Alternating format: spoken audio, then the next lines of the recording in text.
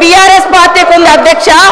ఆ రోజు సన్న వడ్లేస్తే ఊరే అన్నది మీరు. ఇవాళ కౌలు రైతుల గురించి గొప్పగా మాట్లాడుతున్నారు. కౌలు రైతులకు ఎందుకు ఇవ్వాలి భరోసా? వాళ్ళు అద్దె ఇళ్లలో ఉన్న ఓనర్లు, అద్దె ఇళ్లలో ఉన్నోడు ఓనర్ అవుతాడా? కౌలు రైతు ఓనర్ అవుతాడా అని ఆ రోజు మీరు మాట్లాడారు. ఇవాళ రైతుల మీద ఏదో గొప్పగా మాట్లాడుతున్నారు. నేను సవాల్ చేస్తున్నా అధ్యక్ష, ఈ రాష్ట్రంలో ఉన్న అందరి భూముల మీద క్లీన్ గా అక్కడ ఒక దగ్గర 100 ఎకరాల ఫామ్ హౌస్ ఉంటుంది, కానీ 10 మంది పేర్లు ఉంటాయి.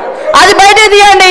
వాళ్ళకి ఇప్పుడు 5-6 లక్షల జీతాలు ఎత్తుకునేటోళ్ళు కూడా రైతు ముసుగులో రైతు బంధు తీసుకున్నారు. మీ హయాంలో గుట్టల సాగులో లేకుండా తీసుకున్నారు. మాలాంటి ఏరియాలలో మోకా మీద ఉండి సాగు చేసినా కూడా పట్టా లేకుంటే వాళ్ళకు మీ హయాంలో ₹1 రాలే, కానీ వాళ్ళు పంట పండించారు. మీరు ఇచ్చింది రైతు బంధు, రైతు పెట్టుబడి కాదు, పట్టా పెట్టుబడి ఇచ్చారు. పట్టా ఉంటేనే ఇచ్చారు ఆ రోజు. కానీ కౌలు రైతులకు ఇయ్యలే, చిన్న సన్నకారు రైతులు పట్టా లేనటువంటి వాళ్ళకి ఇయ్యలే.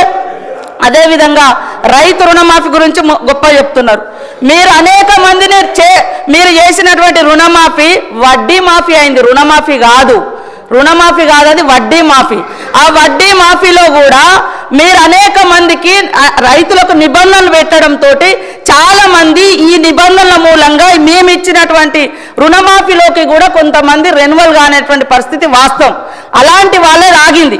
అది 2014 నుంచి కొనసాగుతూ వస్తుంది. మీరు చేసినటువంటి రుణమాఫీ నిబంధనలు కొనసాగుతూ వస్తున్నాయి. కాబట్టి అది గుర్తుపెట్టుకోండి. మీరు అన్ని బాగా చేసినాక 30,000 కోట్ల రైతుల రుణమాఫీ కాకుండా ఎట్లున్నాయి? మీరు అన్ని రైతులను రాజులను చేసిర్రు, రైతు బంధు ఇచ్చిర్రు, అన్ని చేసినాక మళ్ళీ 30,000 కోట్ల రూపాయలు వాళ్ళ మీద ఎందుకు భారమైంది? ఎందుకు రుణాలు మిగిలినాయి? అది చెప్పండి.